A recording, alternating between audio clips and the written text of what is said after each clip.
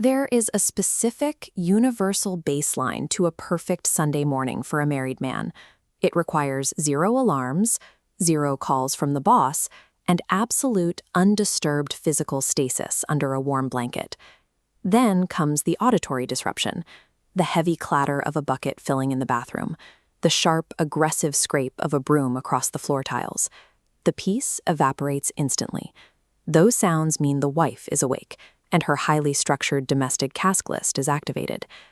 This visualizes the central conflict of the day. You have 2 opposing forces colliding. The husband's dream of maintaining absolute, undisturbed rest, crashing headfirst into the sharply active momentum of the wife's agenda. This friction point defines the operational reality of a weekend. Analyzing how these 2 forces interact reveals the internal logic that keeps a modern marriage ecosystem running. To see how a husband's day gets dismantled, we actually have to rewind the clock to Saturday night at 11 p.m. That is the true origin point of the Sunday conflict. While the husband is drifting off, mentally mapping out an afternoon of cricket highlights and uninterrupted sleep, the wife is usually wide awake, verbally outlining the logistical plan for the next 24 hours. On this timeline, when the husband mumbles, at the 11 p.m. node, he's making a silent psychological surrender. The schedule is set. Advancing to 7:30 a.m., we hit the first wave of physical chores, sweeping, kitchen prep, and sanitizing the living space. The husband usually attempts a weak defense, arguing that it is, legally, a Sunday. But this strategy fails against a rigid, pre-planned domestic operation. In domestic logistics, a schedule always overrides logic. The husband has no choice but to pick up the broom, effectively drafted as an unwilling soldier in a weekend war. Fast forward to 9:15 a.m. The brooms are put away. The husband wipes his brow, reaches for the TV remote, and experiences a brief, false sense of completion. But domestic chores are highly deceptive. They do not operate on a linear checklist where you reach the bottom and stop. This diagram illustrates the onion effect. The outer cleaning shell peels away, revealing a dense core of logistics. Layer 2 begins. The husband must navigate the market, source specific vegetables, and finally repair the dreaded loose screw on the bedroom almirah. This alone creates a brilliant psychological trap. The husband operates under the belief that he is just one task away from his freedom, keeping him highly motivated. But that freedom is a mathematical illusion.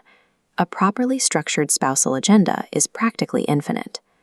At 10:05 a.m., the mother-in-law arrives. Instantly, the battlefield shifts from manual physical labor to high-level social performance. The behavioral expectations during this phase are incredibly rigid.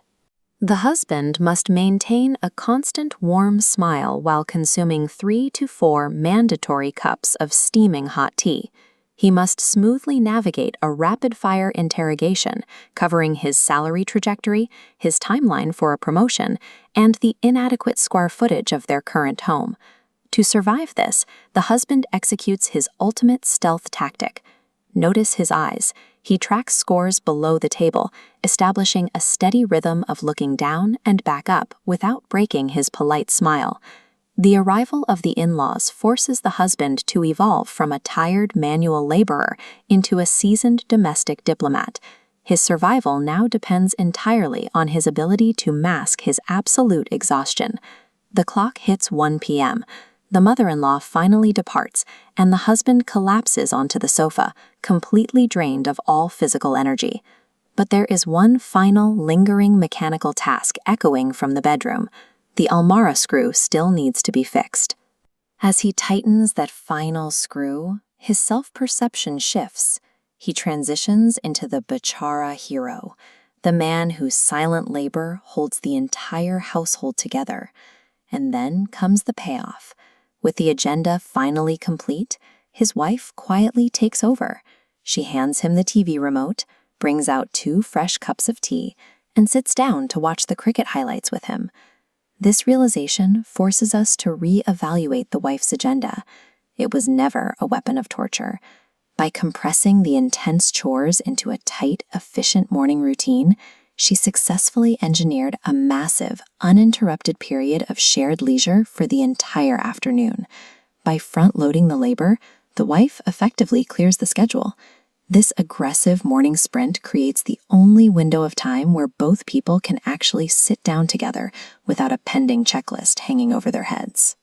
If your weekend algorithm looks exactly like this, drop down to the comments and proudly declare yourself a member of the Bechara Pati Club. Leave a like if you survived this Sunday, and subscribe for more deep dives into the real analytics of relationships. See you next time.